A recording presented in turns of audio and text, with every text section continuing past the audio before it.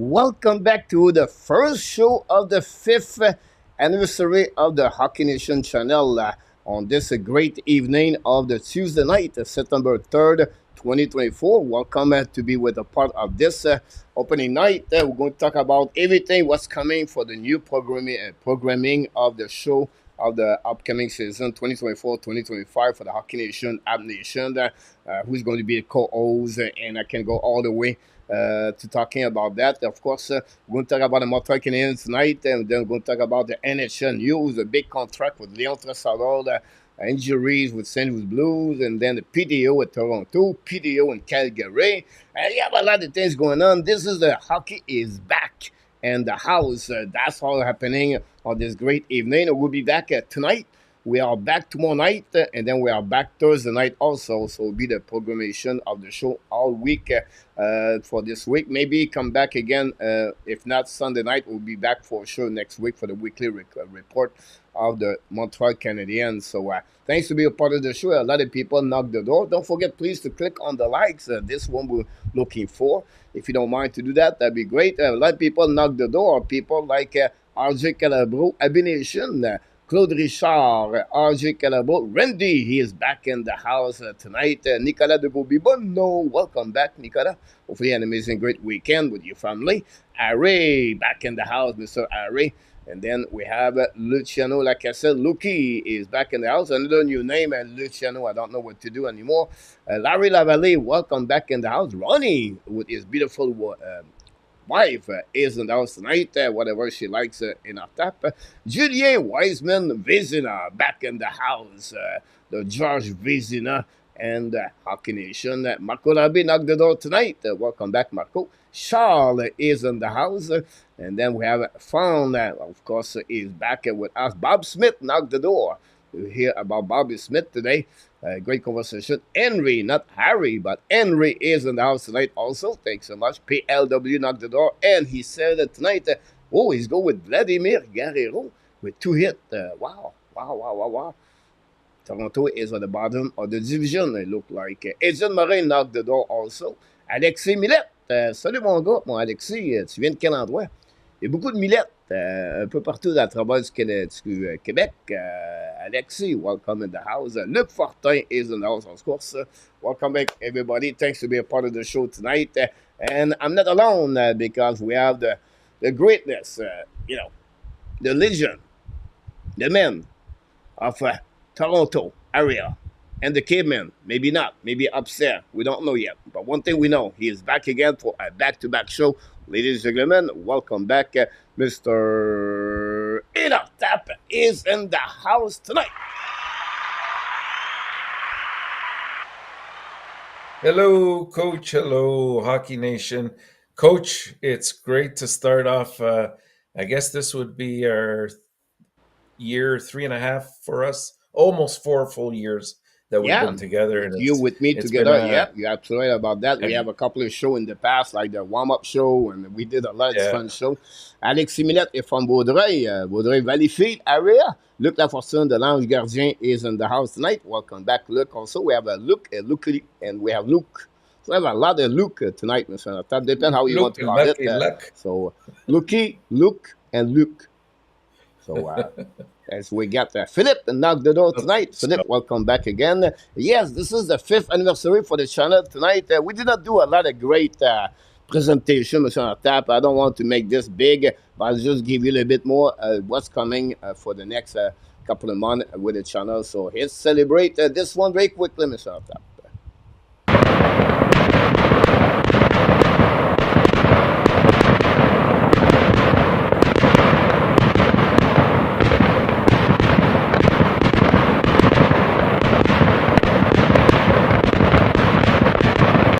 Here we go. Fireworks, great by the International Fireworks Company in Thailand. So we cannot, the budget was not too big this year. But we're going to celebrate a 5th anniversary, guys. We started this 5 years ago with Michael DeVillano with a simple podcast every morning at 11 o'clock, Monday, Wednesday, Friday. And we have only 3 people. three of them. It was two of the family of Marco, and one of them it was a guy who was lost in the internet, and that would start a show, Mr. Nartap. It was pretty good about this, but it was really nice to see Michael to start this with me, and then I started to do play-by-play at the beginning of the year. I think it was 2021. Since that, we go a Cup little run. bit like 3, 4, 5, 6 times per week, sometimes 7 times per week, depend what's going on.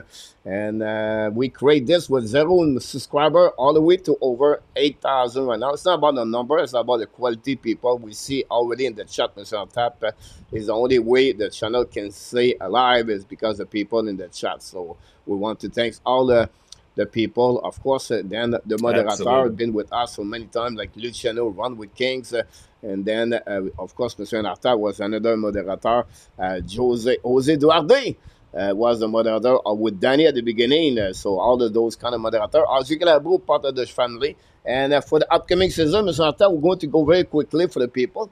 We're going to have the show's called The Brunch is back. The Montreal Canadiens called the Ab Brunch is going to be back every Sunday morning. I believe it's going to be at 10 a.m. This is going to be really interesting, Mr. Tap. We're going to go on the Zoom and we're going to invite people. It's going to be a brunch. So we don't have no template. It could be 30 minutes, 60 minutes, and everybody can talk. So we're going to moderate this, because Luc Laforce is going to take all the floor over everybody. But at the end of the day, it will be interesting to see that. And we finalize that show the next couple of days. We're going to let you know when they start. But it's going to be a really interesting show the Sunday morning. We're going to talk more about the game happening the Sunday night, review happening that. And then the Sunday night, we're going to go back with a weekly report. Usually in our tab, join me live on that show every Sunday. Yeah. So this is the first day of the week for the Hockey Nation and Ab Nation. Every Looking Monday forward is to going it. to be a Hockey Nation show. It's all about the NHL team. So the Monday night, we're going to review the weekend of what happening around the NHL, all the team, not only the Montreal Canadiens, but what's going on around the NHL. The Tuesday, Thursday, and Saturday, they are usually, Mr. Tap, 80 to 90% of Montreal Canadiens play games. So we're going to do a play-by-play. If we don't have no game, we're going to set up a show, honestly. But that's happening on Sure. those nights. Wednesday night, we'll be back with the Ad Notebook. This is the night where Marco Larabi have a special guest with him and with me, of course. But we're going to talk about the Montreal Canadiens at the middle of the week. And then we're going to consider, Mr. Artap, the co-host of the year. We're going to have in our tap Marco De Villano. Marco Larabi is going to be with us. We have a couple of guests is going to join us. Gregory, Randy, Frank. We have more people going to join us during the season talking about the Montreal Canadiens. We still complete with the elite prospect with Cam Robinson and David St. Louis. We have to wait a little bit about that situation, Mr. Tap. So that give you really quickly, Mr. Tap, what's going on for the upcoming season of the Am Nation and the Hockey Nation. Fifth anniversary, and we start tonight. The hockey is back inside the house, and then we're going to open up with all the NHL news and anything like that. Maybe you want to add something before we move on, Mr. Tap. Yeah, definitely, Coach. It promises to be a very, very exciting year yet again, and not just from Hockey Nation perspective, but also for the Montreal Canadiens as we anticipate a very interesting year. Hopefully, we'll see them engaged in much more competitive games, and we see the growth that we've been talking about for the last 2 to 3 years. It's going to be exciting. You're going to have some great guests along the way as well. You have a whole new, from what I understand, a whole new plethora of different special effects and sounds that you're going to bring into the play. We have, I think, an interesting video that we're going to show you at some point, which is a nice little intro. So it promises to be a great year yet again. And like you said, from humble beginnings, we're already up to over 8,000 quality viewers that join us on pretty much on a nightly basis, and that's the important thing. So congratulations for having grown it to this level, and I'm sure Marco would echo the same words. We're glad to be aboard with you. Yep, sorry about that, Mr. Marco. Talking about in our tab, talking about Marco. Marco's be that would be Michael Devlano is with us Thursday. This week he's going to talk about everything that's going on around the NHL prospect. And the KHL start today. Lokomotiv played today earlier. And the one is the first game, even the mid-up. There's the first question I'm going to hear Mr. Atap right away. So the first game, guys, you can watch is on the Thursday night, well, Thursday morning for each one of you if you're leaving on the Eastern time, 10:30 a.m. Eastern time. You can watch the game, guys, by a website called online.tv, Mr. Atap. Is this right? I think it's I think online.tv. that's it. Yeah. So you can go Yeah. there and then you look on the left menu. Usually you can see the game of the KHL. Now I'm lucky me. I can get all the game KHL and they are the night here, so they're very good news for me. And then of course we're working right now with the hockey news hub to get all the Dimitrov information every game. So stay tuned. We're going to provide you everything about Dimitrov and for the upcoming season. Roy is in the house tonight. Welcome back, Roy. Willie Snyder, Kenneth is in the house. Everybody from Thailand, Mr. Tap, all in the house tonight.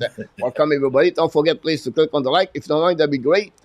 And of course, Willie, my dog, Snyder. I don't know what's going on with him. Mad Dog. Willie, maybe it would be Willie's going to be with us for the Browns. He's going to be only 7 o'clock, 8 o'clock in Colorado. I don't know what he's doing. He's going to be back from his tour. Then Saturday night is That'd usually be nice. travel on the wrestling mania, but we'll see happening about that one over there. So, but again, we are back with the fantasy hockey ESPN, Mr. Tap. Year number 4, you know, you won last season. Abination was the runner up, and I think it was who's it? It was Peter August, I think, got third. Yeah, maybe. Anyhow, we are back. So if you are in the league last season, we give you until next Sunday to renew. It's free. The only thing you have to do is send me back an email and say, yes, I'm back, coach. If you do that, I keep your spot. If not, I'm going to release your spot Monday next week, and I'm going to offer other spot for the rest of the people in the chat so you can join the ESPN. This is what, year number 4, I believe, or we do this on that one. So we'll see about join us. It's very exciting. Yeah. So yeah, please join us. It's exciting. It's all sorts of different components that make up the points. It's not just the regular assists and goals. So it's very challenging. But the key thing, coach, like always, you're going to have to be active at least 2 or 3 times a week, just in activating your team. So make sure that if you do join up, that you're willing to obviously join in there, because that's where a lot of the fun is, just with the bantering back and forth, and all in respect, of course, but in chasing the championship. Exactly about that. So we answer the people in the chat about this. We have a few people. Eagle, Mr. Tap, is back in the house. Welcome back, Eagle. He's a big listener of the show a couple of years ago with the Temporary Lightning. We miss you, buddy. Hopefully you're doing well with your goal to lose weight. We think about you all the time. Mr. McGuire, he's in the house. Not Pierre McGuire, Mr. Tap, but we welcome back. Hugh. And then we have Paul G is in the house. I give you your answer, Paul G. The Montreal Canadiens setup is about the 17, 18.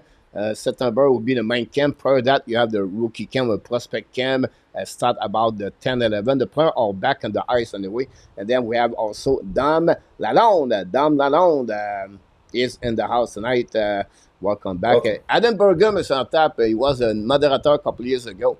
The principal, ou assistant principal at the High Valley High School in Nevada. Big fans of the Welcome, Adam. Vegas. Then we have Tony DeMarc, and then we have Roger Bush. Thanks for all the like, guys. DHW is in the house. Welcome back, everybody. Thanks for being a part of the show. And we are back, guys. And the first news of the night, guys, is all about the... I tried to get it, Mr. Tap. I'm going to get it. Now, don't worry about that. Big Here we contract. Go. Leon Draisaitl, Mr. Tap. Big years at $14 million.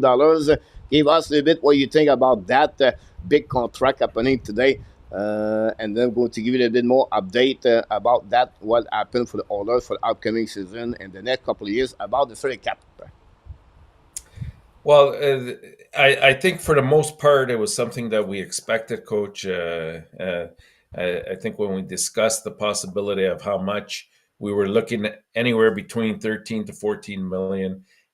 possibly at 13 and a half was my guess, but not a surprise to me.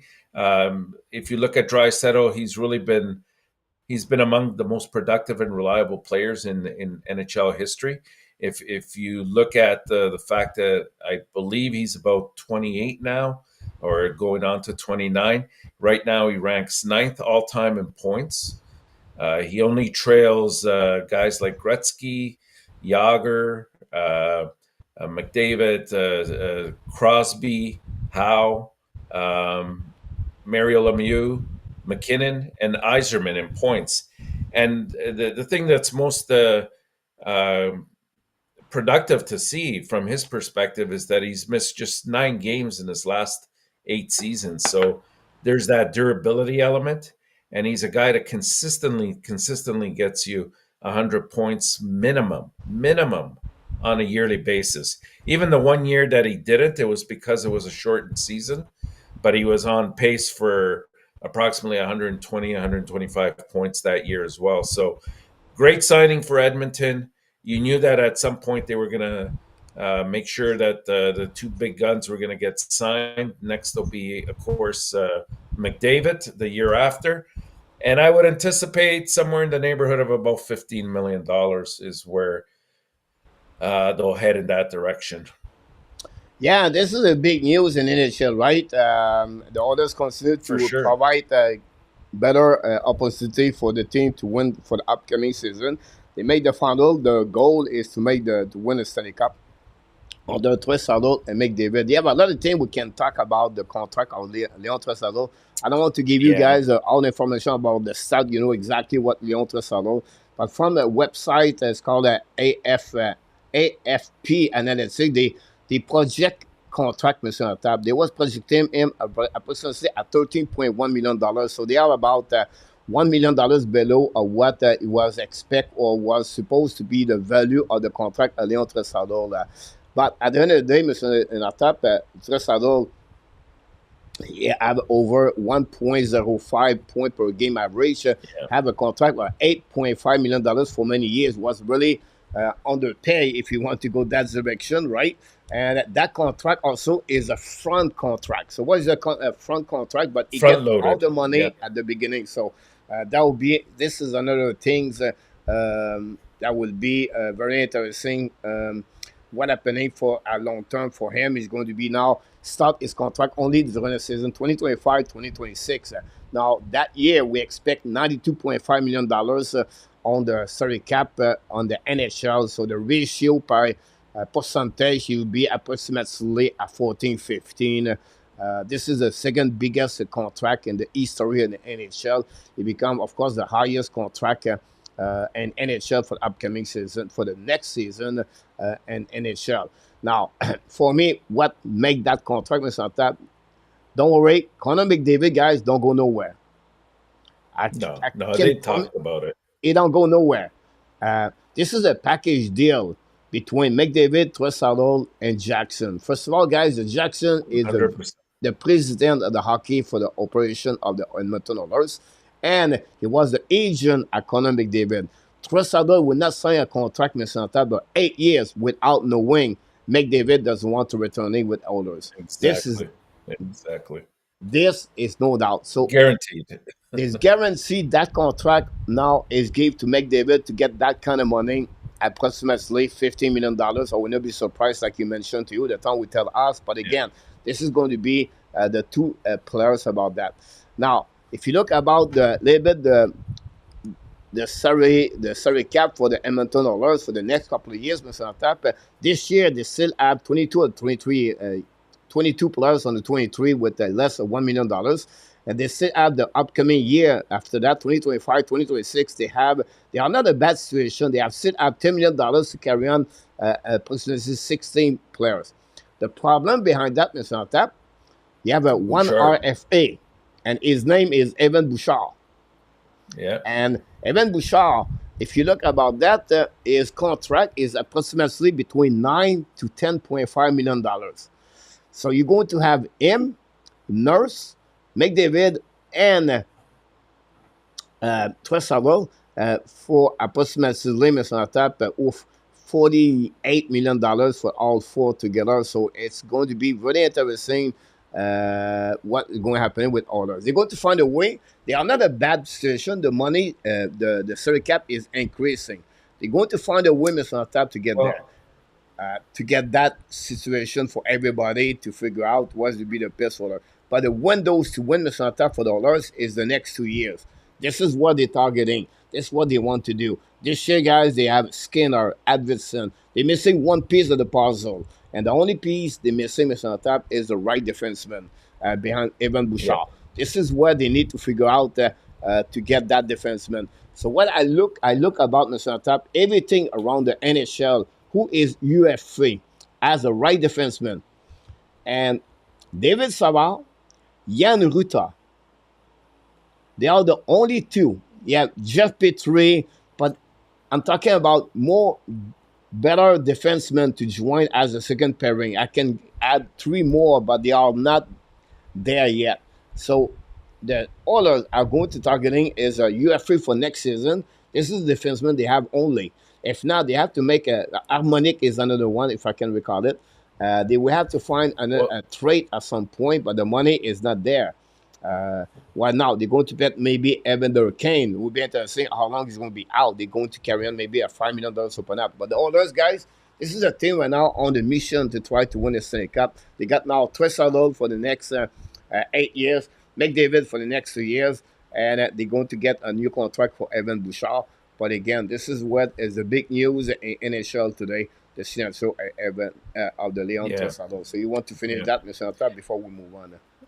Yeah, I was just going to add. I believe that today I read that they invited Tyson Berry for a PTO. So I believe he's also a right-handed defenseman, if I recall correctly. The other thing, Coach, the only thing that has me a little bit worried because I mean you brought up Draisaitl's contract here at 14 million. You got to expect McDavid's to come in at least 15 million, possibly even as high as 16. Of course, you have Bouchard, as you mentioned, and of course, you still have Nurse on there. So you got quite a bit of chunk of money tied up. I think it's somewhere in the neighborhood of 42% of their salary tied up in those four or five players. My concern, and again, I know that we've been told that the salary cap is supposed to go up, but if for some reason it doesn't go up in a couple of years time to the 92 million that we're anticipating, they could be one of the, I'd say, three or four teams that could be in cap hell, and they're going to have to solve that problem at that point. But right now, I think the players that are signing their contracts, the elite players, they're banking on the fact that let me take advantage of the fact that the cap is supposed to go up and get that guaranteed money now. So I think that's what we're seeing. Exactly. And then also, if people say, oh, it's a lot of money, maybe others should let it go. Yeah, nobody like Draisaitl in NHL.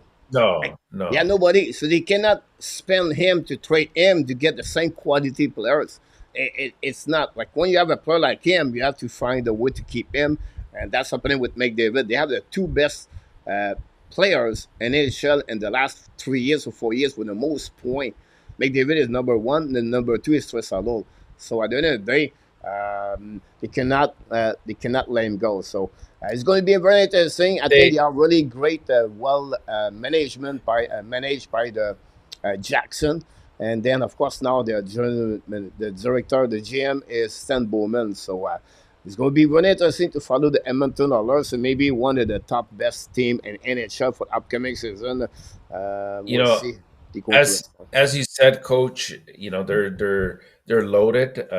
Yes, they could still use a solid defensive type of right-handed defenseman as well. But I think you got about 3 years here, and they're going to try to maximize its win now or never, in my eyes. Yeah, it's just right there to win the next 3 years at least, most of this until McDavid is under 2 years contract. So they will try to do everything to win next season. The following year after that, we'll see what they look like and how they can manage their money everything like that. Couple of news around NHL also. The St. Louis Blues announced Tony Kruk got another expertise about his injury, but he's going to be out now for the rest of the season. And with that, that opened up the St. Louis Blues approximately $9 million. If you look about the defensemen they have, it's not big over there. It's not it's not the time of the Pietrangelo. Perenko is still there, but it's not the same team anymore as the defenseman. Justin Falk is going to have a more responsibility over there for sure. But there are two players going to take a little bit more minute. Is Bro Bird is just signed a contract as an offer sheep from the Blues, from the Edmonton Oilers. Could be me take the spot of Tony Kruk. We know he was playing the first pairing, so it'll be interesting. And then Pierre-Olivier Joseph played many years with the Pittsburgh Penguins, got traded to the Blues, and now it's going to be a part. So we take advantage to have a little bit more TOI on top for the upcoming season for the Blues. This will be difficult for the Blues after the departure of its front players, and then we'll see what they're going to do. That division of the Central is only dominated by the Nashville, by the Colorado Avalanche, the Dallas Star, and then following by the Minnesota Wild behind in front of them. So it will be really a difficult year for the new coach, Drew Bannister. And of course, this is the last season as the GM. Armstrong, Doug Armstrong, been there for over 10, 15 years as the GM. Oh, yeah. And it's going to be the ex St. Louis Blues, Mr. Nortap. The new GM is going to be who? You got me there. Alex Steen. Oh, Steen, yeah, that's right. Yep. Alex Steen, the old that's happening Toronto on that Maple one. Leafs. While the people knock the door, guys, we have Bob. Of course, he was here earlier. We have Slick. He's in the house, 14. Like people talk about signing the contract. Constantly checking the chat, everybody. Thanks to be with us. And don't forget, please, to click on the likes. Every night, we talk about everything's going on around the Montreal Canadiens. We're going to talk about, I have a big subject tonight, about Caufield and the Senator, Serge Savard. Stay tuned. We're going to start this in the next 15 minutes. The next news and edition is our tap. You have a good news. Not always the bad news. Mr. Vancouver Canucks announced Demko's be ready after a couple of complications about his injuries during the last season. And he found a way to be ready now. A little bit questionable, but now it looks like he's going to be ready for the main camp and for the upcoming season. So Demko is going to be between the pipe, following by his backup, Zilov, the rookie of the Vancouver Canucks. Have a great playoff run with the team. We know Vancouver Canucks finished first in the past 6 seasons, going to try to push the Edmonton Oilers to complete, to get the first position. It will be very hard for the Vancouver Canucks. Many changes for during the off season for the Vancouver Canucks. We'll talk about them at the next couple of shows. But this is great news to get the goaltender number one between the pipe for the upcoming season. Then the Boston Bruins, Brad Marchand, the new bionic $6 million, Mr. Tap, the captain, 3 surgeries during summer. 3. Mm-hmm. The elbow labor, something happened. I have a hip, something else. 3 surgery for Brad Marchand. So Marchand is ready for the upcoming season. The Boston Bruins, really interested to see them with Elias Lindholm now signing a contract with them. And then Zadorov, 2 players play with the Calgary Flame. We know Zadorov play with the Colorado Avalanche and the Chicago Blackhawks. And then Lindholm, ex-Carolina Hurricane, Mr. Tap. It was straight. Again, right. Who, Mr. Tap? Oh. You put me on the hot seat, eh? Dougie Hamilton, yeah? Yep. Long time ago. Oh, sure. I do this Mr. Tap. So, I want to. That's fine. I'm scared to losing my memory, so the Alzheimer's. So I'm working on my Alzheimer's. Yeah, but you're a constant encyclopedia, Coach. You remember everything. But I just wanted to add about Demko, even though he's projected to start, and that's great. I mean, it's a concern because it's a constant type of injury that he has all the time with the groin. And also there was a lot of talk that Silovs as well was experiencing some problems, I believe, with his knee as well, and might require a bit of time off as well. So Hopefully, Demko will be ready right for the beginning of the season. Because if you got both those two guys out for whatever reason, it's not going to be a good quick start for Vancouver, and that could hurt him quite a bit. And with Marchand, I think what we're starting to see is, the type of play that he's been engaged in for years now. It's finally catching up to him. He's not the biggest of guys, but he's not afraid to mix it up with everybody and use his body at all advantages.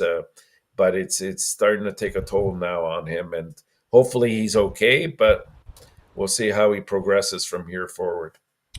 We have two PTO now. We have the Calgary Flame. I think Mr. Randy talked about this a couple of minutes ago in the chat. Dyson Barry is going to get a PTO now for the Flame. For me, I think this is a good news for the Flame. They will bring some kind of the leadership inside of that team. They have a lot of rookie there coming for the next. As the team's coming down, the rebuild, and it's not retold anymore. But it will be interesting what they're going to do with Kadri, Mr. Tap, during the season. Toronto signed Steven Lawrence, Mr. Who? Gage, Mr. Lawrence played with the Florida Panthers. Florida, yeah. And then prior to that was a couple of teams like the Carolina Hurricanes. He was somewhere else between both. I apologize. I don't know he went to Ottawa. But he may have been. I believe he may have been in Washington as well. He had a short stint there. Yeah. He's been around. He's been around. I think 4 or 5 teams now. But and we're absolutely certain about the Tyson Barrie into Calgary, coach, because I had heard the invitation was to Edmonton with the possibility also of Calgary. Yeah, it will be interesting what happening. Mais sans that, we have to stop the show because Alan Barnes is back in the house, Mr. Alan Barnes, a long time. We talk about a year, I believe, the last time we saw Alan in the house. So welcome back, Alan. LDP knocked the door for this gym. Now he's just take out the welcome, guys. I was saying Barry to 1 year and then trade him at the trade deadline. That's a great point, Randy, about that. If they want to do that. Then, Mr. Top, another news. I'm going to finish with the last news of the NHL, guys. Is RFA. A couple of players are not have a contract yet. We know Zeb Jarvis signed a new contract, and that would bring me the case of the Detroit Red Wings. But before that, we talk about the Boston Bruins. From Elliot Feldman, he said that he never requests $10 million swimming. He's targeting more than $9 million of what he's thinking to get. So we'll be interesting what happening. We know Boston Bruins are not an easy team to make a lot of big money, right? They give that money to Pasternak. Charlie McAvoy make about 9.5. I think that was the number they are looking for. Both parties, they are not close yet. They have no panic to do it yet. We still have a couple of weeks, but at some point, Boston Bruins, we have to figure out that. I think it would be an 8 years contract for Swimmen. By the way, Sartap, what is the nickname of Swimmen? I don't know. Bulldog. No. Bulldog? Yeah. Oh. Bulldog. Didn't know that. I don't know that we shown many things in the chat for to know that, but the Bulldog is on top about that. So during the next game between Montreal Canadiens, big save by the Bulldog face to Suzuki, Mr. On top. So we'll be interested what happened with Swimmen. I want to share it with you. And then the Detroit Red Wings. This is really interesting, guys. Steve Eisenman, you never know. You never know with this guy. Like, he's the next, the Lou Lamoriello. You never know what Lamoriello does. And the same thing with Steve Eisenman. Eisenman is really hard to read. And people like Adam Feldman never know what to do with to hear from Eisenman. The guys, Steve Eisenman, look what he did with the Tampa Bay Lightning. He put the card on the table. He never changed it. So I bet they keep them a contract. 8 years, 7 years, 5 years, I don't know. They gave them X money. After that, it will tell them, you take it or not. That's it. I'm not going to negotiate. This is what is Steve Eisenman. And if you look about Raymond scored 30 goals last season, Jarvis scored 31 goals. They have approximately the same kind of career together. They just signed what, a 7.7, 7.5 Jarvis, I think. So I think Yeah, Raymond is that's right. targeting that number, where I believe Eiserman don't want to go that direction. And it would be Hmm. very interesting with this. It would be a little bit longer, my expectation for those two players. And the Detroit Red Wings, it is what it is. This is Steve Eiserman. And at some point, this is a business of outcome. It's not a business only to make money or to save money and then we can hang in there. This is a business on top. You have to perform. And this is the only way you can figure out the team you have. And I think this is going to be very interesting, Detroit Red Wings. So before we move on for the Montreal Canadiens news, I would like to hear you a little bit your opinion about Swimmin and Cedar and Raymond and the people in the chat. Michael Devilano is going to be with us Thursday night. We're going to go back with the Detroit Red Wings. We're going to see the overview of the Detroit Red Wings, the preview of the Yeah, team for the upcoming season. yeah. With Swayman for sure, I believe he's holding the cards right now. Even though he's saying that he hasn't asked for 10 million. I'm sure it's in the neighborhood of 9 plus.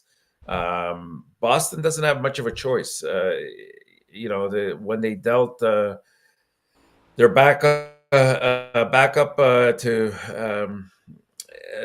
not too long ago, they kind of painted themselves in a corner, and now really I think Swayman's is the one that's holding all the cards in this situation. Uh oh. Breaking news. We have a Breaking breaking news news. result that the Montreal Canadiens announced that Cole Caufield is changing his number 22 to number 13. 13. Wow. Okay. I'm not sure how I feel about that, but that used to be Camilleri's number, I believe. Is this coming from Marco, by the way? Yeah. So 13. Some people in the chat mentioned about that, about this. So it'll be interesting what happening for that. But in case Detroit does not work with on top, Mike Hoffman is looking for the job. Sure. I don't think we'll see him in Montreal much longer or at all anymore for that Sorry to matter. cut you, But Mr. yeah. Tap, for that, but No, I it's think what's very okay. important is that a lot of people talk in the chat. So welcome back, Nicholas. By the way, Victor is in the house and give us like the text and you breaking news on Caulfield. Thanks so much, Marco, by the way. So sorry about that, Mr. Yeah. Tap.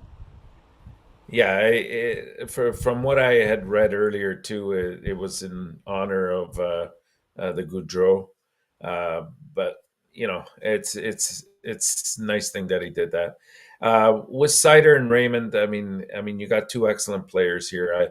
I know the way Iserman likes to conduct his business, coach, but you're coming at a stage now where it's all about parallels and comparing with other players, and when you have somebody of the of the like of Jarvis who had signed for, I think it was 7.5 if I'm not mistaken, then that set the bar.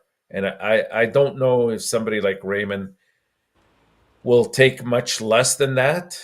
He might settle for a little bit less. I'm not sure. That depends on him and his agent and the way they conduct things. But somebody like Sider, I mean, it would set Detroit back quite a bit. One area that they're really suffering in right now is their defensive core, and you can't you can't trade away somebody like Sider. They don't come along too often, so we'll see what he does. I know it's based on performance. I don't think either one, even though they had a bit of a setback last year, I still think they had good seasons. I think Raymond kind of bounced back a bit. There's no doubt that these guys are part of their future. So Eiserman's going to have to wrap his brain around how to make that happen and have them within the team. We'll be interested about that. Roy said he heard like mother to the Detroit for Zeder. I don't know. I don't know if I do that. If I'm Detroit, I know that they need some scoring, but I don't think so. defensemen are It's much very hard. hard to find a right defenseman, Mr. Top in Yeah, NHL. that's my point. Yeah, I like don't think so. defensemen are That would much happen. harder I to don't see find. that. the And cause about that. First one, Mr. Tap, the reason he went on number 13, Mr. Tap, is because in honor of Johnny Goudreau. Uh, yeah, yeah, that's the reason behind that. Randy mentioned that. Some people in the chat mentioned that too, and we'll yeah, I see. did. Yeah. But I think it's a great move from Cole Caulfield to honor Johnny Goudreau. People say, "Why you don't talk about Johnny Goudreau?" Well, we did yesterday, guys. I don't want to move. I want to move on. We did everything yesterday. We again RIP for the family Goudreau, Matthew and Johnny, and we have AK Mr. Top back in the house, Mr. AK.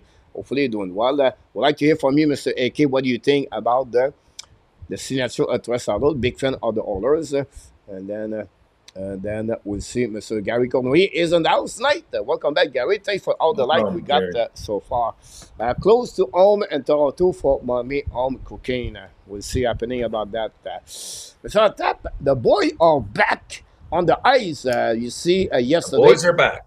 Nick Zuski and Patrick Laine on the ice, Mr. Tap, and they are back now. Not talking about us. We're talking about, of course, Patrick Laine is sure he was on the ice for the first time yesterday. Yeah. And every time we do every time we do a show, guy, we try to bring you some video to make the show a little bit more interesting and not see the face of in our time myself. It says get boring. Two old men, but I think it'll be more fun. But you can see a player right now skating around. A lot of players are on the ice and they are in town for the Montreal Canadiens. We talk about that to maybe 15 of them. Patrick Laine for the first time was there. Look, the first shot, boom, and the net. Second one, guys, you're going to see him. Laine does this all the time, guys. He fake it, and then he remove with a wish shot. Really heavy shot. Patrick Laine, was the comments of all the people during that practice yesterday. And I just want to sharing that with you. So Lenny was on the ice full. Some people don't know, but Lenny, yes, he was on the NHL player assistant program, but before that, he was on also a surgery on the shoulder, if I can recall it properly, the injury he got, and then that's the first time he's back on the ice. And yes, so we talk about his dress, his clothes, Mr. Tap. He looked like he's been that way for many years, by the way. So expect him to wear some kind of clothes. You'll be a little bit surprised during the Yeah, season. he's very flamboyant in Yeah, his dress, but many hockey players are like that, so I don't see anything really wrong with it. It's just as long as they're doing what they're paid to do. That's the key thing. Mr. Tap, hopefully you're doing well, by Yes, the way. Uh, yes, yes. yeah, because I tried to get that one, Mr. Tap. Who is this, Mr. Tap? That's got to be Johnny Golden, right? Yeah, Johnny Golden Here's is in the house Johnny. tonight. Johnny, directly from the Newfoundland. We miss you, Mr. Johnny. Been with us for many years. Johnny. He pop up left and right sometimes, so great to see you. We didn't see A2, by the way. I don't know what's going on with A2. Maurice Robillard, another from Thailand, Mr. Tap, is in the house tonight. Hopefully doing well. Welcome, Maurice. And a lot of people talking about again Draisaitl contract about that.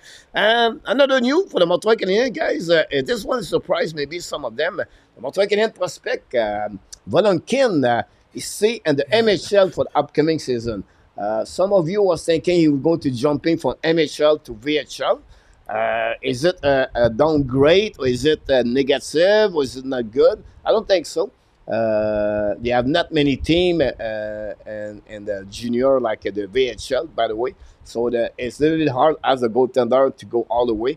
And he's just only what 20 years old, I believe. Is his age 6'3", and it will be Yeah, I interesting think what he's happening 20. for He's a big boy. Valenkin. But he's going to start again with the same team, the Youngri, whatever is the last name is on top of the recent team. I don't know if you want to add something about Valenkin, one of the goalies pipeline they have.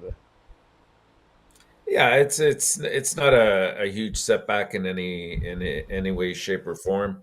I think if he puts up good numbers again this year, like he did last year, we're going to start seeing the ball rolling a little bit quicker for him in terms of his future and advancement over to North America. But I think it's good. It doesn't hurt him.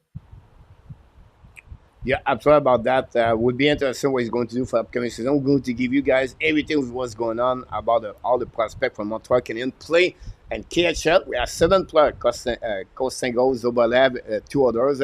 We have Kenin, I believe his last name, Gaudin, Alexander Mhm. Gaudin. He is injury right now, so he's out for a couple of days, I believe. And then you have Ken, and of course, Evan Demidab, Mr. Tap on that one. Mhm. Sometimes the ranking of the U23 in the NHL was out today by the Atlantic by Corey Broman. I want to share it Brunman. with you because I think you'll be a little bit surprised about that list. Yeah, I wasn't too pleased with it. I'll be Here's honest the with list you. we got, Mr. Natap. Yeah. First of all, is 135 players. And Sakaski is number 15. Dimitrov is number 17. Cooley is number 61. Rebecca 69. Hudson 87. Barron 99. Michael Edge 118. And Logan Mayu is 120. So, first of all, you have to be 23 years old or younger. Yeah. Secondly, you have to be a part of the sign a contract with the team, and then the goalie will be done tomorrow, I believe, if I can recall it. Maybe not. I think the goalie are going to be they are inside it because Fowler does not have no contract. That's the reason. I see. Yeah. That's the reason behind that. But are you surprised at that nomination? Um, I really like Corey Pro. First of all, guys, it's not easy to have 135 players and you have to put this name one back to back to back to back, and fans going to you wrong about this. It's not easy job to do it, right? If you want to get if you don't like to hear negative against you, don't do that because you get No. swamped with a lot of negativity around that list, of course. By the end of the day, I think he does a good job as an expert for the scouting and NHL prospect year after year. And it's not easy to do it, like I mentioned to you. But again, first was Mitch Cobb is a top 10. What I'm surprised with is this, Mr. Nata, I'm completely disagree with him. He put number 10, Carter Yamkenchuk. This was really Mhm. surprised me about that. He put Byron guys over Mayu. And this is some fans don't get it about that. His perspective of what he expect for Justin Byron. He expect him to become a better hockey player overall at Logan Mayu yet. His concern about Logan Mayu is hockey sense, his hockey vision, his hockey decision. This is what is a 3 area where he believe Logan Mayu could have very difficult to play in NHL.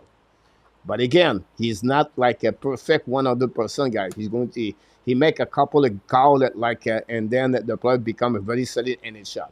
For the Justin Barron, he like his skating. He like the way he play on the offensive side of the game.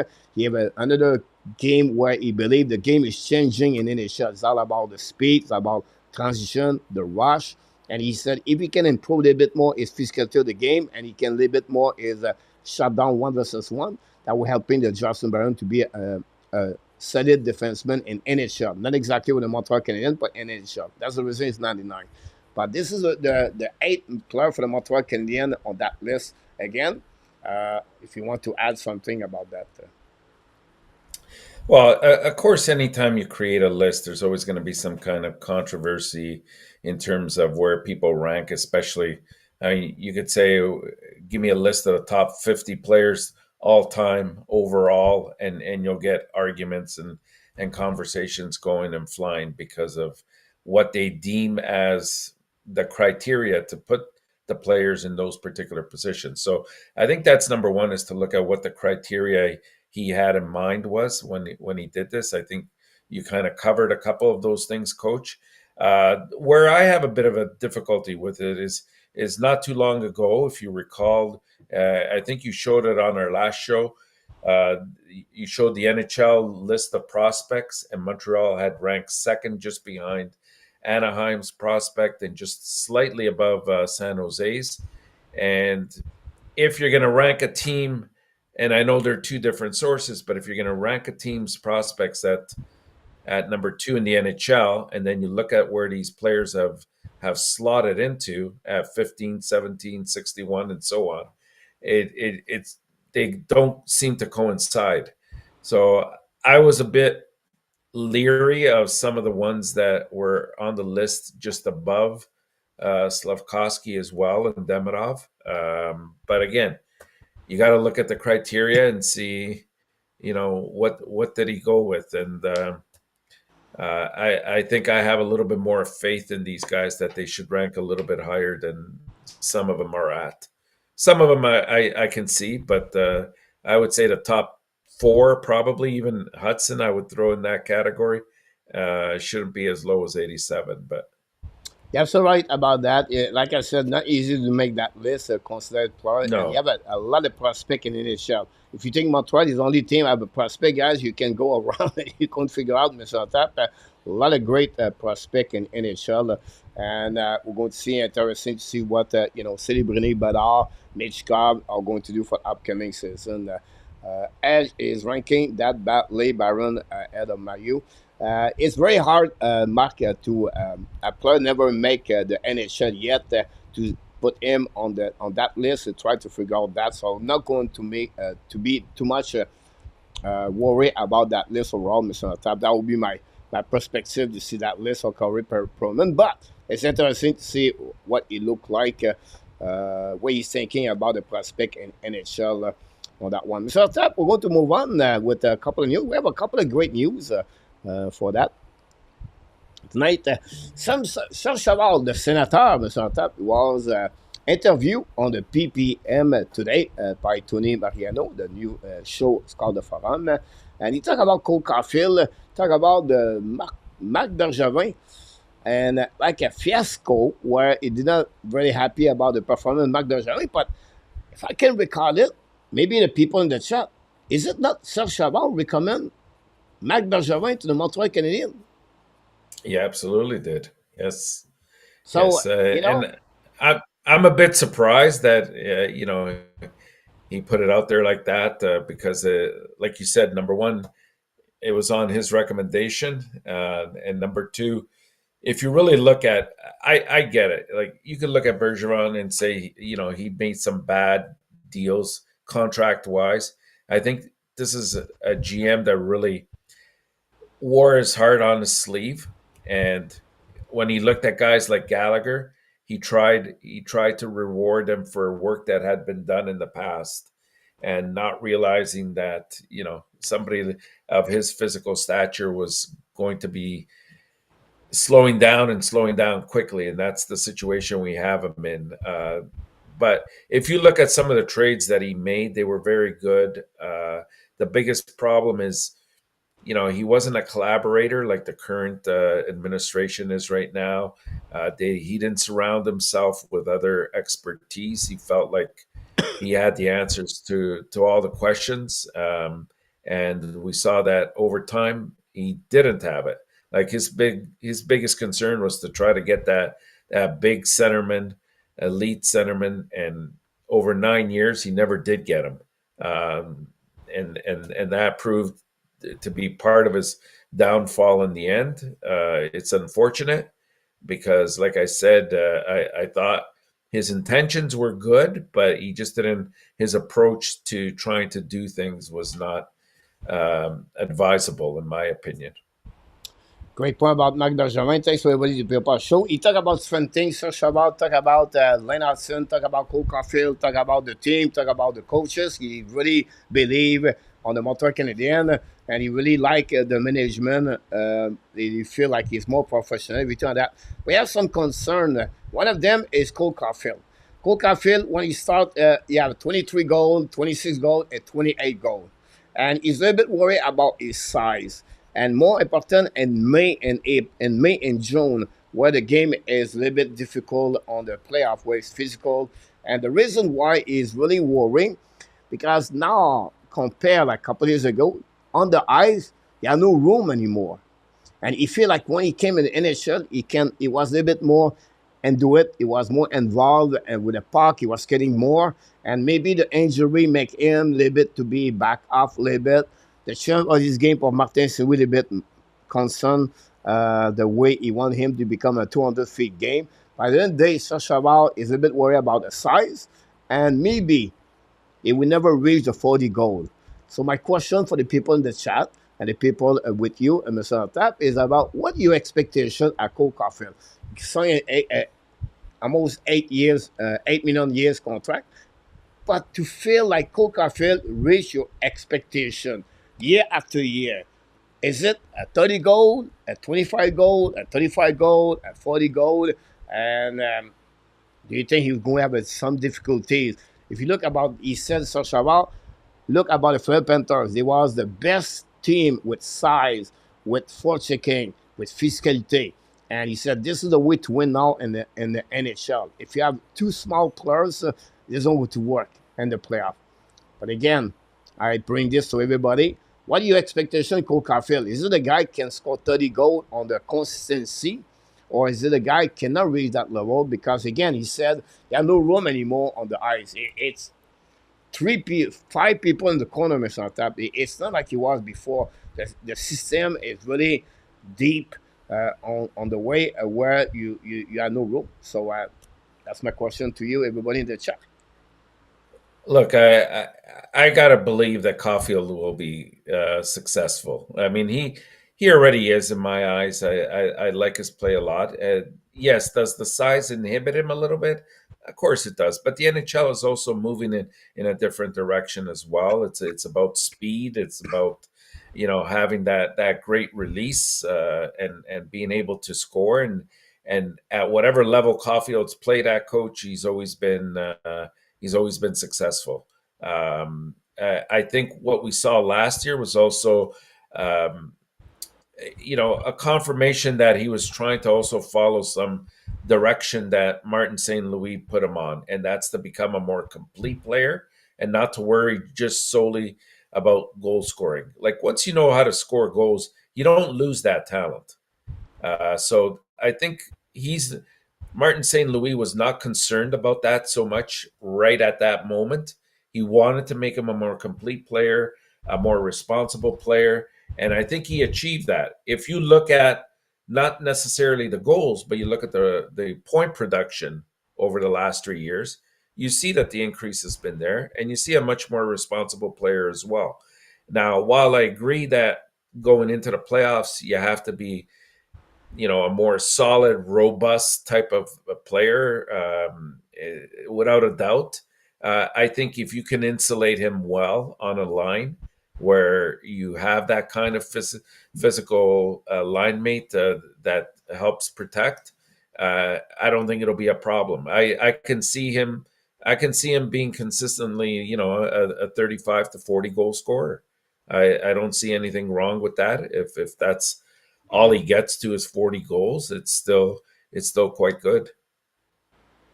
Yeah, again, like the expectation defense is what 40 goal, 35 goal, 45 goal.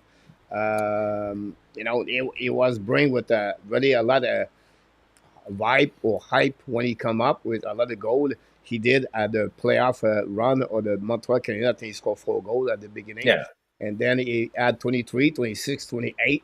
Unfortunately, he was on the pace to have more 45 goal, 48 goal, 46 goal when he got hurt 2 years ago. Last year, but he dropped at 28 and he played almost all the game. Now it'll be interesting what he's going to look like. But again, um, is Coming it back from an injury. 35, 35 goal? Is it enough for the fans? I don't know. Would you say 35 goals, or would you say if he can hit a point per game? Like No, I think that for that's me, can someone tell you know me 25 goal and 70 point is good for Caulfield? He's not paid to play a playmaker. He paid to put a puck in the net. No, absolutely. I get that. What I'm saying is we haven't seen any regression in his play. If anything, we have seen some improvement in his overall game. The other thing I think, especially this year, it'll help tremendously to have somebody like Laine there because it takes a little bit of the pressure of scoring off his back. And so you're going to see that there's less emphasis to cover Cole Caulfield as there is to cover Laine, especially on a power play situation. So you could see him lighting up the goal light a lot more, and I anticipate that in him because I think this year he's going to push forward with that. and you're going to see improved goal scoring in his game. Okay, let's back in the house. Ask you, Mr. Top. One is a draft for the upcoming year. The draft, the 2025 Yeah. draft. Oh, it's uh, just at the end of the playoffs, July 1st, So, or first of all, thereabouts, just before. The draft is going to be changing the formula. So it's not everybody's going to be Yeah, there anymore. They're going to be at home, everything like that. The location are going to be Los Angeles, for what I heard. It's going to be at the end of June, so 28 to 9:30. I saw the date. They have the hours before that, so I couldn't be out for one day off. KLS, but they are going to be in Los Angeles, for what I heard. So hopefully that will give you an idea about that. Pierre Martin is in the house, by the way, so welcome in the house. Thanks to be with us, everybody. Talking about Serge Savard with Caufield, guys, I want to consider that same direction, the size of the players. Laine Hudson is on top. By Serge Savard, by Ken Hughes, and by Wild, I believe. Brian Wild. Yeah. They have some concern about maybe he will not be a part of the roster for upcoming. So what he said, for what the way Ken Hughes talk during his interview, he read between the line where he possible Hudson could start with the Laval Rocket on the Serge Savard, but he's still worried about Laine Hudson to be a solid defenseman in NHL at long term because of his size. When it be the time of the playoff again, exactly like Cole Caufield. He has some again. Serge Savard said they are not going to be bad players, but he said he has some concern about the size. I want to be sure it's the right words and not thinking about Savard. It can use, he says on interview, the player need to have a really good main cam to be a part of the team. And I think he's right about this because the competition is going to be there now, Mr. Type. It's not like you get a spot because you don't have nobody before, right? Now you have Rebecca, you have Hudson, you have Mayu. Strabo is going to try to get that spot over there. There are 4 players right now where exam waiver are going to get that one spot available. I believe at least maybe 2, and they will remove Strabo back in Laval, and that would change the roster. But my point, my statement here is about Laine Hudson from a while where he said, if you read between the line of Ken Hughes, it's possible he start with Laval Rocket. My question for you is from Serge Savard, are you concerned about Laine Hudson? For Ken Hughes, do you believe if he's not have a good camp, he will start with Laval Rocket? And that's my question to you. Or do you think he will have a job or a spot guarantee at the beginning of the year? Yeah, I think from what Hughes was saying, I mean he's being very selective with his words, Coach. What he's trying to say is, don't get the hopes up too high because this is an option that we still have. He doesn't necessarily have to start with Montreal when it comes to Hudson. But I think initially their intention will be to have him on the squad unless he has a very mediocre to poor preseason and camp. But I don't personally anticipate that. I think that we've seen enough of Hudson to believe that he's ready to assume more responsibility, and he's very unique in many ways that I think he's the kind of player that will bring an added dimension to Montreal's overall play. And I'm not talking just 5-on-5, but I'm talking more the power play and also making it legitimate. You recall we said a few nights ago, we said 2 areas that Montreal has to increase drastically in is the power play and the penalty kill. And as a general rule, if those 2 percentages don't add up to 100, you're in trouble in terms of being a playoff team. So I think he brings Montreal to that level, and I anticipate him being on the team if for nothing else, at least at the beginning, and then going on from there. The size again, it's so I think Montreal's done a great job over the last couple of drafts to try to ensure that what they've been drafting has been addressing that issue. Like this year, no player was under 6 foot that they drafted, and they had, I believe, 12 picks overall. Last year, I think there was only one or two players that were slightly under, and they were at 5'11". So I'm not concerned as much as uh, Savard is prognosticating here. I think that they'll be fine. They don't have a small team anymore. When you throw in guys like Slavkovsky and and now Laine comes in at 6'5", you're going to bring up maybe if as soon as guys like Ryan Bacher and Mayu make the team at some point, if not this year, next year, you're going to address that need as well. So I think it's about having some skilled players going into the playoffs as well. I think that's important. Would be interesting. A lot of people talk a little bit about Laine. Some are concerned, some they don't mind. One said about the 82 game would be is concerned about Laine. And then PLW said they maybe manage his time, the game is on top, like Leon Carlson. So maybe play only 2 games per week and not 3 games to be a little bit more Yeah. adjust in his body with NHL. So I think that would be a great way about that Yeah. for that one. At the end of the day, Mr. Tab, the management are so good to overview everything that I think they were going to be very careful about the management of Laine for the upcoming season. We'll be interesting. Time, Mr. Tab, to go where? The poll question of the night, The Mr. poll Tap. So question. let's see what we got Yes. for everybody in the chat. For the people who are new here or did not know, every night at 8 p.m., we have a new poll question. The last couple of days or week now, we do picture, but we're going to be back with a normal question. So the question tonight, Mr. Tap, is about the Samuel Montembeault. He start 50 game, not play 50 game, start as a starter 50 game. You can see is what he did for the last 5 years, 10-9 with the Florida Panthers, and then he moved on to 30, 39, and 40 with the Montreal Canadiens.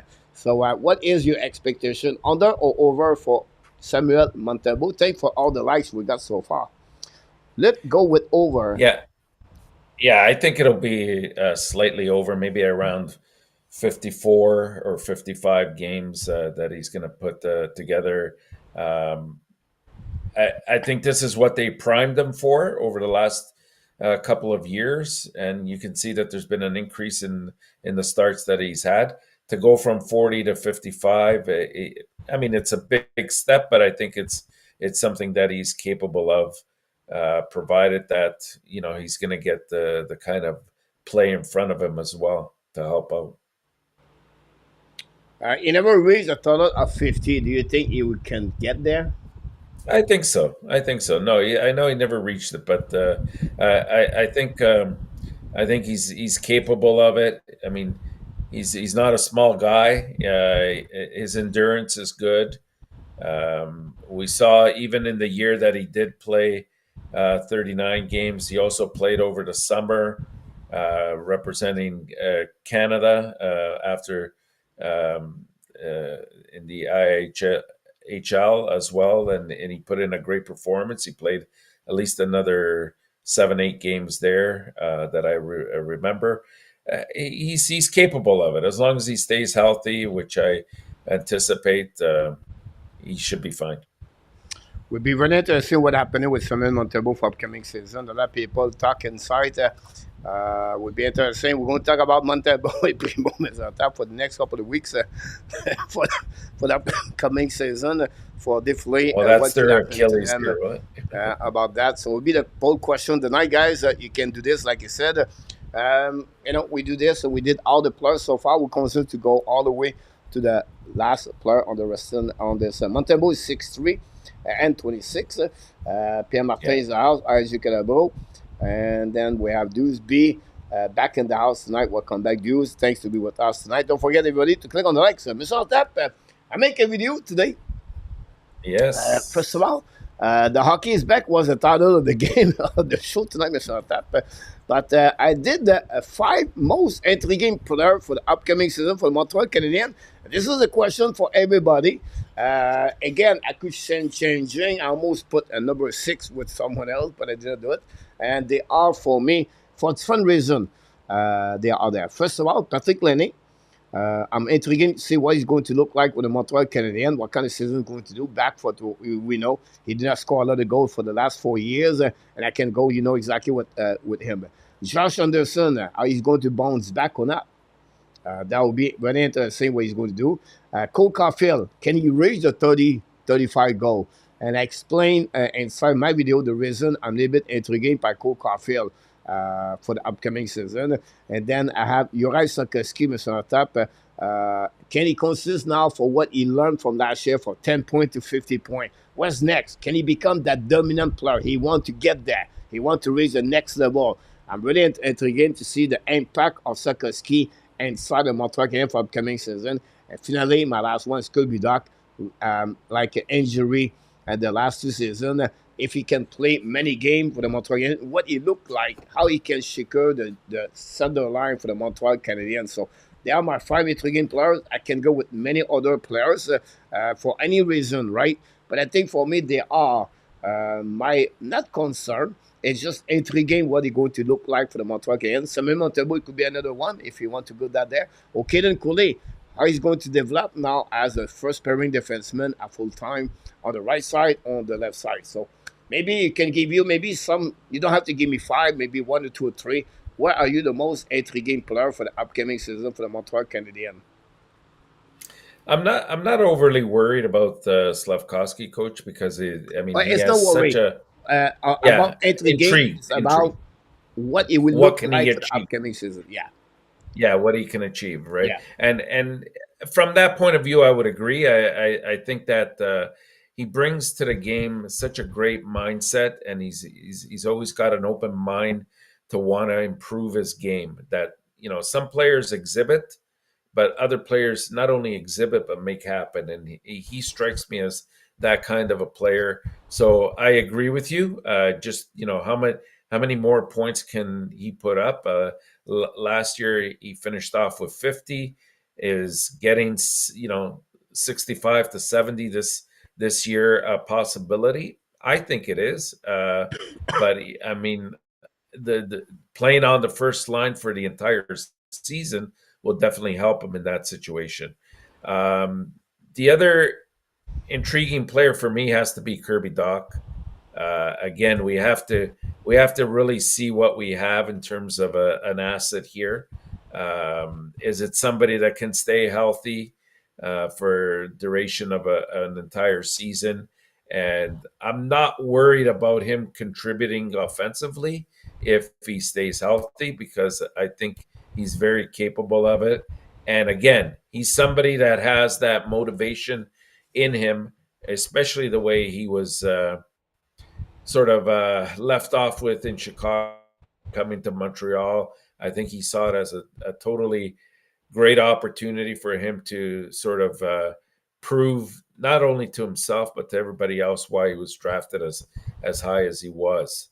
Um, Other big years, yes, I would agree with Gooley as well. I think that we're going to see an improved version of Gooley, but we're not going to see the optimal until he actually moves to that left side.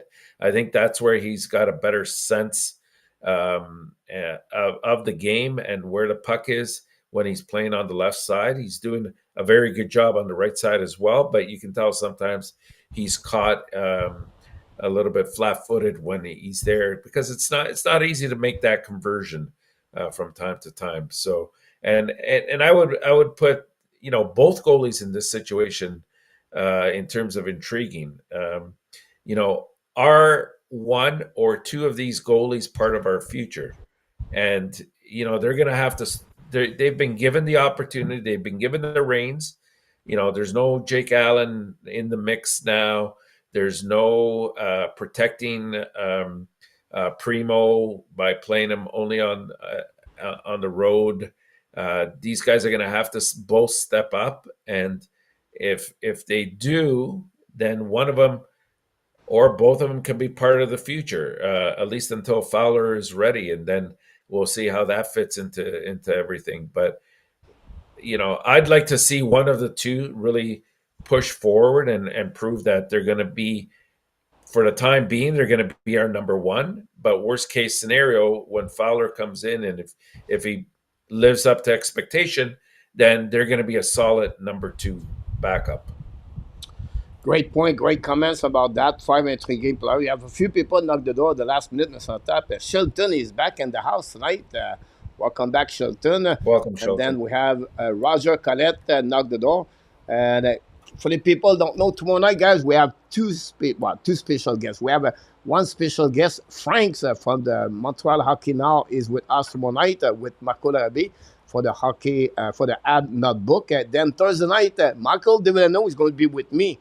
Talking about NHL around the Detroit Red Wings and what's going on in NHL prospect, the beginning of the season, at the end of the month of the WHL, the OHL, which part you have to look about. And of course, we'll talk about NHL draft 2025. Couple of guys, you have to learn more about those kind of players. So Michael DeVille will be with me Thursday night. So everybody want to join us. That'd be great. True or false, Coach, you did the Canadiens have only 30 goals less than Florida last season. Goals for? No, I think it was a little bit more. He's not wrong. He's not wrong. It's I will close. go It's with close. yes. I think they finished with 268, but I could be wrong, Mr. Tap. I know they gave only 198 goals against. So, Coach, you really good on that one? Yes, on the goals Yes. again. On the goal for, I'm not sure about that, Mr. Tap. I'll give you that Yeah. answer right now.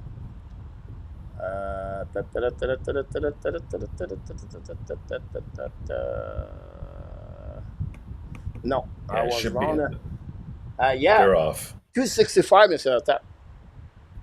Versus 265 versus. 236. Oh, wow. Okay. So, yeah, you're 232, right I there. apologize. 232. So, Yeah. great point about that, Pierre Martin. It's function of 33 goal. But Pierre Martin, Pierre Martin, they have 89 goals again less Florida Panthers. This is the Montreal Canadiens, Mr. Tap. That's happening about this for the function between Florida and the Montreal Canadiens. Mike Babino is in the house, by the way. Welcome, Mark. Coach, what your opinion about Mark? But this is behind the reflect on Johnny Gaudreau. Mark, I love it. I love his gesture. It's happened in the past. A fun team did it. And I think this is really well done by Destruction, Mr. Tap. I don't know if it's the good Welcome. news or the bad news, but we're going to welcome him, Destruction. Mr. Tap. The Destruction. Don't destroy anything so far. But welcome in the family. Mark, I really like his gesture at the end of the day. Well done by Caufield. It was one of his favorite players on this for that. Sylvain Rabiard is in the house, by the way. Thanks for the your prediction of the season. Okay, I got the 54. We need 260 leads, Tony Marker, for the career. We did a show about the goal right. again. Mr. Tap, we talked about goal again a few minutes ago. I'm going to give you a little bit information about. I did some search. I was going to make a video or maybe take that video, cut, and then see. And the purpose behind that, Mr. Tap, is about the Montreal Canadiens building their defensive right now, but the structure is friendly. What are you talking about? But I go deep and I call my friend Jack. Jack is an ex-Toronto Maple Leaf coach and with the Marlins. He been on the show. I need to bring him back at some point. Jack is very good where he wrote a book about hockey system and everything like that every year. And he's really good on this to teaching hockey. And now I'm looking to get the page, Mr. Tap, to helping you about that one. What I'm trying to open up. Here we go. I think is this one. Here you go. The difference is, Mr. Tap, on Montreal Canadiens. Martin St. Louis. And where you don't have to be worried too much, guys. Yeah. Martin St. Louis is not his priority yet. The defensive zone coverage, Mr. Tap. Martin St. Louis right now is not focusing on yes, you have a system, but it's not take is hour and hour and hour to explain the player, go there, do this, do that, as a team together. That's my point here, as a team together. But what he's doing, coach. But here's the point here. The Canadiens have spent the last 2 and a bit season identifying what their players can and cannot do as individual radar, forcing them to master a particular skill set imposed by. This, by the way, came from Jack. He sent it to me and require for a system. By doing this, the app are seeing if they can build a team, they can toggle between multiple systems as the game situation require. It takes time, Mr. Tap, to do that with a young core. This is the reason why Martin St. Louis right now is not focusing on the system team. And this coming from Jack. I didn't write this, Mr. Natap. I want to be honest with everybody. You have to give credit. So what I did, Mr. Natap, Martin St. Louis focus on the speed, on the skating of his defenseman. Whatever you are 5'10", 5'9", or 6'3", 6'4", it's no matter. You need to be sure the player, as a defenseman, can skate and is really good on the skating with the speed. He's really good on the one-on-one situation, Mr. Natap. When I said that, we're talking about the offensive side. Right, coach, you're talking about the defensive zone. No, Martin St. Louis want his player stop right away on the offensive side. And the first thing we want to do is go to play a system 2-3. I don't want to complicate too much stuff here. When you do a 2-3, Mr. Tap, he pinch the wall, pinch sit on the winger. So what happening with that, Mr. Tap? When you do that, they try to neutralize the breakout right away at the beginning to get more time on the offensive side of the game. But also, they want to win the physical battle at the blue line. Not on the defensive side, Mr. Tap, right there at the blue line on the offensive side. They pinch, they bring F3 up, they try to cover up, and then they try to win the battle to the wall, to keep the puck in the zone. What are you doing this? But you don't have any breakout for opening team. So you don't go back off. You're jumping. So you want to be sure Martin St. Louis, guys, is really aggressive with his system 2 and 3. Pinch. Play your blue line populate with physicality right there. And then then it's at the end of the opposition attack. That's what's happening on the offensive side. Still more time on the offensive zone when you apply the pinch, the aggressivity of the blue line physical to keep the opponent team inside of the defensive zone. But, Mr. Tap, the bad news about this, Mr. Tap, the execution of the Montreal Canadiens is not there yet. So they struggle with that play by Martin St. Louis. The result of that they gave more scoring chance to get a 2 versus 1, to get beat at the blue line, and now the other team attacking, and they gave more goal against. This is the problem they get with that system. But what's the point behind that, coach? What you want to explain to us for that one? What I try to explain everybody, guys, is Martin St. Louis, since the beginning of his job with the Montreal Canadiens, and what the Montreal Canadiens did in the last 2 seasons, and they're going to continue this year, they're not going to focusing on the system. They're focusing, Mr. Tap, on the development of the players. They want to know if the player, what they can do and what they cannot do, to figure out in the next 2 years if they are a really good player, can fit inside of the system. When you're going to know exactly what to do on the pitch, when you're going to be physical at the blind, when you're going to get the gap control better, when you're going to learn to become a better shutdown 1 versus 1, when you use your skating, your crossover, your edge work, your stick position on the ice, and I can go all the way at the details of the game. That's what you do. That's what you try to figure out with the players to find who they are, what they can become in NHL. This is where they are, Martin St. Louis. We still have 2 years before we know exactly what Rebecca looked like, Mayu looked like, Hudson, Strubble, the young players on the defensive side. So be patient with the goal. Again, guys, it's not going to be fixed right away.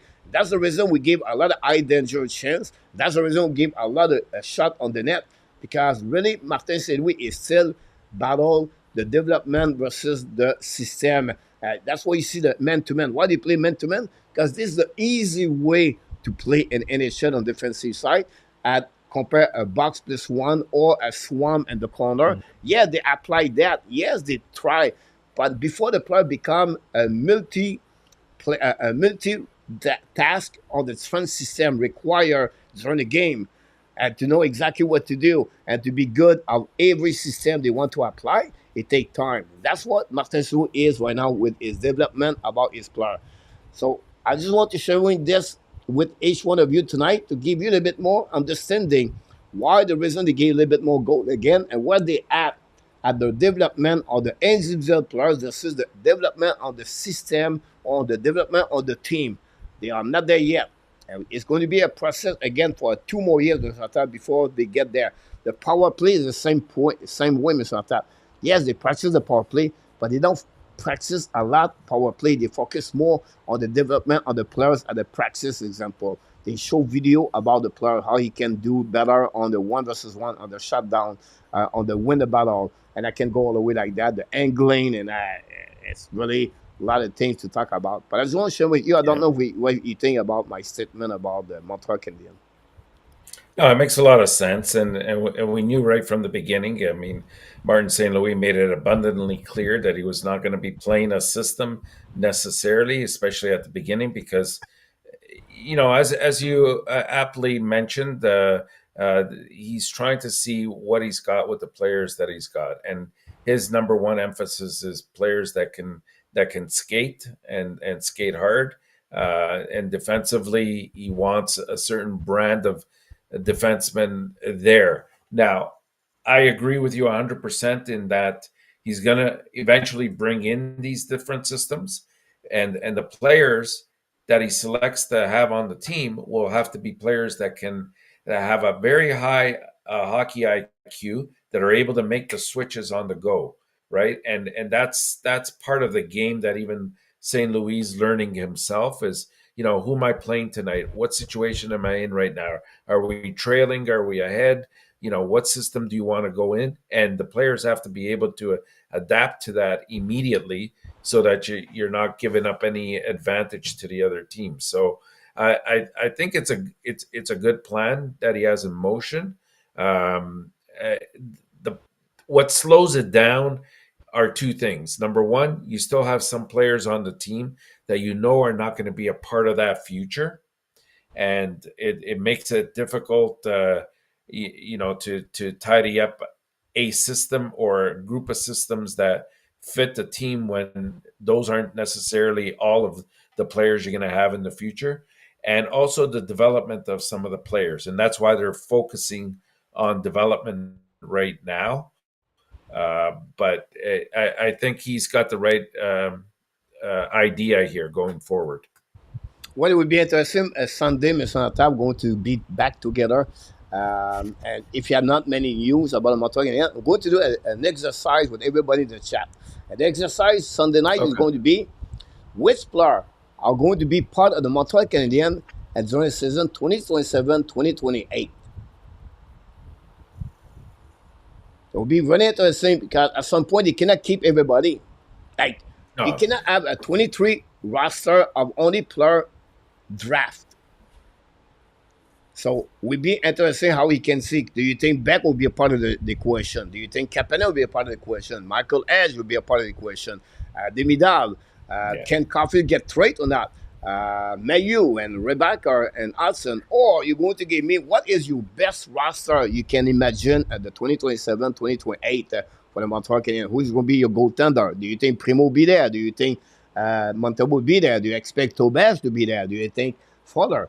It'll be a fun exercise to do, Mr. Tap. In September, guys, we're going to do all the kind of stuff like that. We still have not yet the hockey will be back at the main camp now. People asking me one all the date, everything like that. First of all, Montreal Canadiens are right now back on the ice to pay practice with our coaches.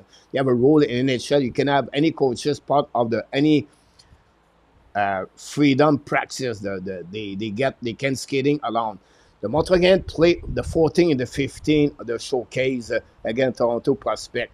The start of the camp for them will be the Wednesday, I believe. Maybe some Mr. Antap Monday or Tuesday going to have a testing, physical testing for them. After the showcase, guys, you're going to have 2 days off, 16, 17. Expect the same thing for the Montreal Canadiens, the 17, 18. You're going to get the testing for all the roster for the Montreal Canadiens invite at the main camp. The 19, 20, 21st. 22nd, you're going to have those practice scrimmage divide like team number 1, white and red. And the first game, exhibition game, guys, is the 23rd. So that's you expect that. And then you're going to play 6 games all the way to October 9. This is the first game of the season against Toronto. They play a back-to-back, I believe, against the Boston after that. And you have a couple of days off before the upcoming season. So it's going to be maybe stop October 3rd or 4th. We're going to give you all the information going on around the Montreal Canadiens. We're going to give you also follow-up. Dimitrov play his first game Thursday night for me here in Thailand. For you guys, it will be Thursday morning at 10:30 a.m. You can watching this on the website. It's called online.tv. Go on the left side, check the KHL season. Click on the game. It should be there. You can watching that. But we're going to give you everything the Thursday night about Dimitrov. But now, it's going to be the next day. You're going to see a video from me about that. Montreal Canadiens announced Caufield have a New Jersey number. He's going to wear the number 13 honors about Johnny Gaudreau. It was announced during the show tonight. Leon Draisaitl signed an 8-year deal with the Edmonton Oilers for upcoming start in season 2025-26 at $114 million, $14 million per year for Draisaitl. And then Tony Kruk is going to be out. Montreal Canadiens don't have many news around the team. And a lot of people in the chat, don't forget, guys, to click on the like. Tomorrow night, we were back with Top with Marco and Franks for the show of the Notebook. This is a new show. And then, of course, Mr. Top, we're going to start Thursday night with Michael DeVillano with the NHL news around what's going on in NHL. Going to starting to do in September. Also, guys, preview at different team, preview at different division, projection of the trophies.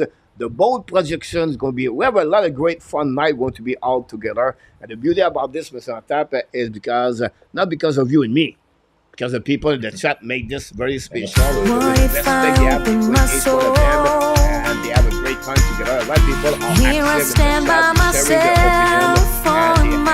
and they respect all of that. That's right. Let people come back, Mr. Tap, in the chat. Mike Shelton, Adam Barnett, we have Johnny Golden, 18 of the KNS now, back-to-back night with us.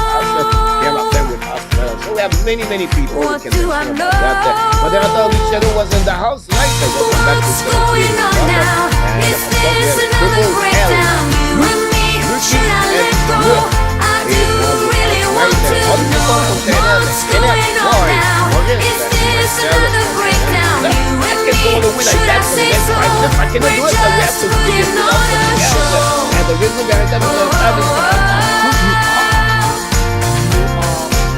what do I know? I need to open my eyes and get a touch of that reality. Don't want another surprise. Night with us, so maybe you have the last word of the evening. The weather so calm, the problem is Put your music down, folks. Your music. Too loud. What do I know? Jeez, I missed it that one. I apologize. We couldn't hear your voice. How was fire up? But it's okay. I was following your excitement. I knew exactly what you were saying. That's great. That's great. It's funny, Mr. Natap, because I put the song up and I put my computer low. I reversed the function about that. I'm still in my new place, Mr. Natap. Everything was on my left, is on the right. It's complicated. Yeah, that's okay. I cannot believe what's happening, Mr. Natap. But sounds like you need a system. For everybody, be well, be well. Find a way not only to donate your day, Mr. Natap, but find a way to donate the second app. What? You're 2024. You did it again. Have an amazing, great night in Tap. I will see you next Sunday. Until then, everybody, have an amazing, great week, everyone. I will see you tomorrow night, 8:30 p.m. Eastern Time with Marco and Franks. Good night, everyone. Good night, Coach. Good night, Hockey Nation. Thank you. What do I know? What's going on now?